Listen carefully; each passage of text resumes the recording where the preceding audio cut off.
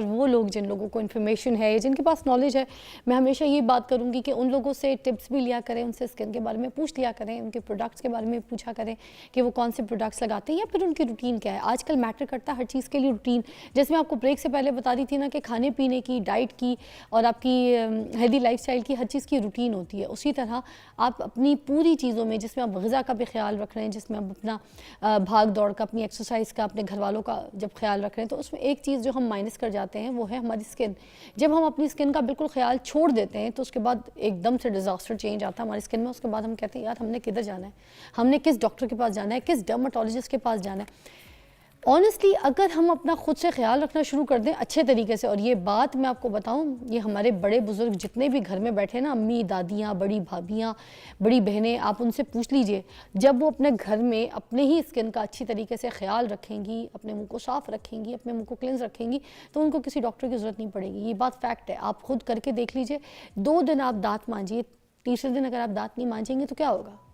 दांत पीले हो जाएंगे। उसी तरह जब आप अपने मुंह का ख्याल नहीं रखेंगे, मुंह को साफ नहीं रखेंगे, तो फिर आपका मुंह भी ना इसी तरीके से हो जाएगा, बेरौनक सा, अजीब से खड्डे पड़ जाएंगे, दाग धब्बे आ जाएंगे, फजूल की झाइयाँ नमूदार हो जाएंगी।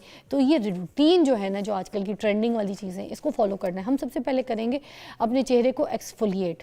मैं आपको बताऊं, ये स्टेप बाय स्टेप चीज़ें बता रही हूँ, उसको गौर से सुनिएगा, लिखना चाहें तो लिख लीजिए। ये सही रिसर्च है और सही काम है जो हम सबको करना चाहिए। एक्सफोलिएटिंग विंटर्स में, ये सारी रूटीन विंटर्स की बताऊंगी, इसलिए करनी चाहिए ताकि आपकी जो ड्राइनेस है आपके चेहरे से, जो आपकी डेड स्किन है, वो रिमूव हो जाए। अगर आप एक्सफोलिएट नहीं करते हैं तो आपकी ड्राइनेस और जो आपकी डेड स्किन है ना, वो आपके चेहरे पर रहती है। उसको हटाने के लिए हमें एक्सफोलिएशन की बहुत सख्त ज़रूरत होती है, ठीक है। तो ये पहला स्टेप है, मगर एक्सफोलिएटिंग हमने रोज़ नहीं करनी। ये आपने देखना है कि आपके स्किन के जो बैरियर्स हैं वो कब इसकी रिक्वायरमेंट बहुत ज़्यादा ज़रूरी मांगते हैं कि आपको अपनी स्किन को एक्सफोलिएट करना है, ठीक है।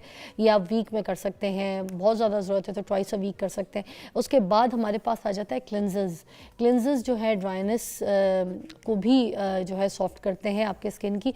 मैं कहूँगी कि सर्दियों में थोड़ा सा माइल्डर मॉइस्चराइज़र जो होता है ना, उसको इस्तेमाल करना चाहिए टू अवॉइड ड्राइनेस। तो ये सेकंड स्टेप हो गया हमारा। हाइलुरोनिक एसिड वगैरह जो है उसको इस्तेमाल कीजिए, क्योंकि हाइड्रेट अगर आपकी स्किन को आपने रखना है तो उसके लिए सबसे अच्छी चीज़ ये है कि आप हाइलुरोनिक एसिड जो है वो लगाएं। अगर आपको सीरम की सूरत में मिलता है, क्रीम की सूरत में मिलता है, तो आप उसको ले लीजिए। आप उसके पीछे इंग्रेडिएंट्स पढ़िए, कोई भी क्रीम या सीरम के पीछे अगर उसमें अच्छी तरीके से, अच्छी मिकदार में सही अच्छा हाइलुरोनिक एसिड है और अच्छी कंपनी का है तो उसको इस्तेमाल कीजिए। उसके अलावा हम यूज़ करेंगे सनस्क्रीन हम इसलिए भी यूज़ करेंगे ताकि हमारे स्किन में जो ये जो यूवी रेज़ होते हैं ना, उससे वो हमें बचा सके। ये जो एजिंग होती है, ये जो डार्क स्पॉट्स होते हैं, जो हमारी स्किन के जो आपको पता है हमारी स्किन में कैंसर भी अटैक कर सकता है स्किन को, सिर्फ इस वजह से कि हम सन ब्लॉक्स नहीं इस्तेमाल करते। सन ब्लॉक के लिए 2 बातें मैं फिर कहूँगी, जो केमिकल वाले सन ब्लॉक हैं प्लीज़ खुदारा उसको इस्तेमाल करना छोड़ दीजिए।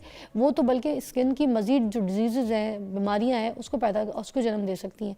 आपने बड़े अच्छे जो हर्बल आपको लगता है कि बिल्कुल माइल्ड से सनब्लॉक्स हैं, उनको इस्तेमाल कीजिए। मेडिकेटेड होने चाहिए, कोशिश कीजिए, अच्छे बाज़ार में अवेलेबल है, उनको इस्तेमाल कीजिए ताकि आपकी जो एजिंग है वो सब भी रुक जाए, आपके डार्क स्पॉट्स और फजूल की जो स्किन की इरिटेशंस हैं वो भी आपकी दूर हों। फेशियल ऑयल्स के बारे में कोई बात नहीं करता, उसको यूज़ कीजिए, बहुत ज़्यादा अच्छी चीज़ है facial oil. Natural facial oils को इस्तेमाल किया कीजिए, थोड़ी सी मसाज भी कीजिए, उससे आपके चेहरे पर जो झुर्रियाँ हैं, एजिंग है, वो भी रुकेगी और आपकी स्किन भी नरिश रहेगी। उसके बाद कोई अच्छी कंपनी का मॉइस्चराइज़र।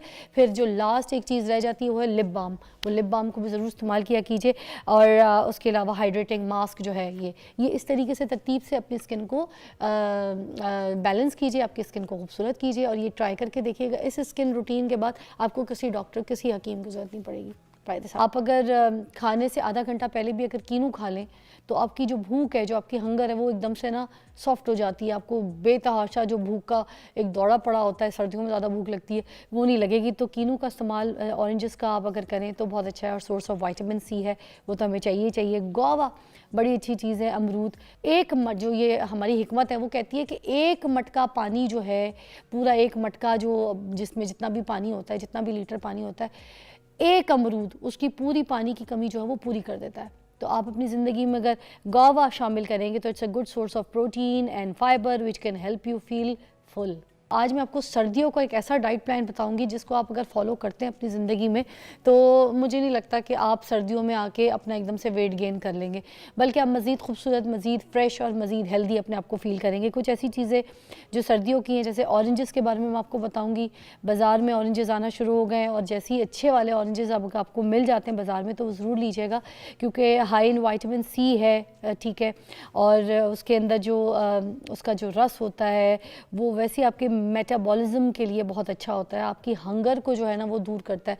आप अगर खाने से आधा घंटा पहले भी अगर कीनू खा लें तो आपकी जो भूख है, जो आपकी हंगर है, वो एकदम से ना सॉफ्ट हो जाती है। आपको बेतहाशा जो भूख का एक दौड़ा पड़ा होता है, सर्दियों में ज़्यादा भूख लगती है, वो नहीं लगेगी। तो कीनू का इस्तेमाल ऑरेंजेस का आप अगर करें तो बहुत अच्छा है और सोर्स ऑफ विटामिन सी है, वो तो हमें चाहिए चाहिए। गुआवा बड़ी अच्छी चीज़ है। अमरूद अच्छे प्यारे प्यारे खुशबूदार मीठे मीठे अमरूद ताज़ा ताज़ा, देखिए ये नहीं कि घर में ला के फ्रिज की रौनक बना दे, क्योंकि फ्रिज में अमरूद ऐसे रख देना तो फ्रिज में सारे खानों में सारी चीज़ों में स्मेल आ जाती है। इतने लेकर आएँ कि जितने आप रखें और खा लें। और एक जो ये हमारी हिकमत है वो कहती है कि एक मटका पानी जो है, पूरा एक मटका जो जिसमें जितना भी पानी होता है, जितना भी लीटर पानी होता है, एक अमरूद उसकी पूरी पानी की कमी जो है वो पूरी कर देता है। तो आप अपनी ज़िंदगी में अगर गुआवा शामिल करेंगे तो it's a good source of protein and fibre which can help you feel full, है ना। इससे भी पेट जो है तरीके से फुल हो जाएगा और आपको कितने सारे जो है फ़ायदे इसके मिल रहे हैं। अच्छा, अब उसके बाद लोग सोचते हैं कि हमने खाना तो पकाना है, अब खाना जो पकाना है, हमने रोटी खा ली, हमने चावल खा लिया, तो फिर हमारे साथ ये हो जाएगा, यूँ हो जाएगा। आप मेरी बात सुने, बाजरा भी खाएं। ये बाजरा जो है ना, ये हमारे लिए बहुत ज़रूरी है, ये हमें ज़रूरी खाना चाहिए। अगर हम अपनी ज़िंदगी से बाजरा, ये सारी चीज़ें निकाल दें, फाइबर निकाल दें, तो आपको पता है हम बुढ़ापे की तरफ आ जाएंगे, एजिंग जल्दी आ जाएगी। ये हमें चीज़ें चाहिए हमारे जिस्म को। हम हर चीज़ को अपनी ज़िंदगी से कट ऑफ नहीं कर सकते, हम हर चीज़ को मिकदार में ले सकते हैं। अगर हम बाजरे का इस्तेमाल करें तो it's high in fibre, protein, vitamin, सब कुछ है इसके अंदर, एंटीऑक्सीडेंट्स है, ठीक है। आप इसको दाल के साथ लीजिए, सब्ज़ी का कोई दम वाली सब्ज़ी बना लीजिए जिसमें बहुत कम कोई आपने ऑयल इस्तेमाल किया हो, या फिर आपने देसी घी में आप खाने पका सकते हैं, ठीक है। मगर देसी घी को भी इसी तरह से, क्योंकि सैचुरेटेड फैट होता है, तो खाने में उतना ही इस्तेमाल कीजिए जितनी खाने में ज़रूरत है। तो जायके के हिसाब से उसको पका के, सब्ज़ी हो या फिर आपकी कोई दालें हो, वो बना के आप बाजरे के साथ खाइए, आपके लिए बहुत ज़रूरी है। और उसके अलावा सर्दियों में जो है एक चीज़ ज़रूर शामिल कीजिए, घर में बच्चों को भी पिलाइए, बड़ों को भी, ख़ुद भी सूप्स अपनी ज़िंदगी में शामिल कीजिए। हम हर तरीके की खाने की बात करते हैं, मगर क्या हम बात करते हैं कि हमें सूप पीना चाहिए? और सर्दियों में सूप, एक तो वैसे ही आप जब पीते हैं गरम गरम, आपकी बॉडी में गर्माश जो है ना वो लेकर आती है, एकदम से आप वार्म सा फील करते हैं, आप अच्छा फील करते हैं, आप बड़ा स्ट्रॉन्ग फील करते हैं, और एकदम से आप ना आंखें ऐसे चौकन्नी सी हो जाती हैं सूप पी के। और इससे ज़्यादा ठंडा मौसम होता है और हवाएं आ रही होती हैं ठंडी ठंडी, आपके जिस्म में घुस रही होती हैं, सूप आपको वैसे ही ज़रा ज़ौक़ और जौज़ देता है। तो फिर उसके बाद इसमें सिर्फ एक चीज़ जो, क्योंकि मुझे लगता है लोग गलती कर लेते हैं कि बीफ का सूप जो है वो अवॉइड करना है, वो बहुत ज़्यादा फैटिंग भी हो जाता है। फिर उसको बर्न करने के लिए आपके पास अगर ऐसी कोई एक्टिविटी नहीं है तो मुश्किल हो जाता है, कोलेस्ट्रॉल भी बढ़ाएगा आपका, फ़ैट भी आपको उसमें बॉडी में बहुत ज़्यादा देगा, ठीक है। तो उसमें क्रीम्स वाले जो आपके सूप्स होते हैं वो भी आप छोड़ दीजिएगा, क्रीम सूप्स, एक्स्ट्रा क्रीम बच्चों को सूप डाल के, बड़ों को डाल के क्रीम सूप्स पिलाए जा रहे हैं, वो नहीं। फिर सॉल्ट का बहुत ज़्यादा इस्तेमाल किया जाता है सूप्स के अंदर। अब वो जो सूप होता है, मैं आपको बताऊं, सूप से चाहे वो पानी वाला सूप हो, वेजिटेबल सूप हो, या किसी किस्म का भी है यखनियों वाला सूप, उसमें बहुत कम मिकदार में थोड़ा सा आप सॉल्ट अगर डालते हैं तो फिर ठीक है। मगर वो जो आप हस्बे जायका पूरा सॉल्ट पूरा करने के लिए, चाहे किसी भी किस्म के सूप में आप उसको इस्तेमाल करते हैं, तो वो सॉल्ट आपकी बॉडी पे जाके बहुत बुरी तरीके से अटैक करता है। इन चीज़ों में मुझे लगता है सूप्स वगैरह की चीज़ों में सॉल्ट डायरेक्ट जो आप इस तरह से डाल के उसको इतना ज़्यादा डाल के पी रहे होते हैं लिक्विड फॉर्म में, वो नहीं किया कीजिए, ठीक है। क्योंकि ये तो एक पानी पानी होता है सूप में ज़्यादातर, और सूप को वैसे भी गाढ़ा करके या इतना इस तरह का बना के नहीं पीना चाहिए। आपको पानी उसमें ज़्यादा होना चाहिए, वेजिटेबल्स उसमें ज़्यादा होने चाहिए, प्रॉन्स डाल लीजिए, प्रॉन्स सर्दियों में अच्छा होता है, फ़िश डाल दीजिए, ये चीज़ अपनी ज़िंदगी में अब आप ऐड कीजिएगा। अच्छा, वो आप कैबेज डाल दीजिए, कैबेज वैसे ही आप सूप पीते हैं कैबेज वाला ना, तो उससे वेट आपका बहुत जल्दी कम होता है। लौकी डाल दीजिए, ये ऐसी सब्जियाँ हैं जो आप सूप में डालेंगे तो उससे आपका वेट भी कम होगा, फ्रेश भी फील करेंगे, और जायके वाली बनती हैं, बड़ी अच्छी बनती हैं, बना के देखिएगा। और अगर और थोड़ा सा टेस्ट चाहिए तो उसमें थोड़ी सी दाल डाल दीजिए, मसूर की दाल डाल दीजिए, लाल दाल, पीली दाल, जो दाल आपको अच्छी लगती है, कोई सिवाय काली दाल के, तो उससे भी बड़ा अच्छा टेस्ट आ जाता है।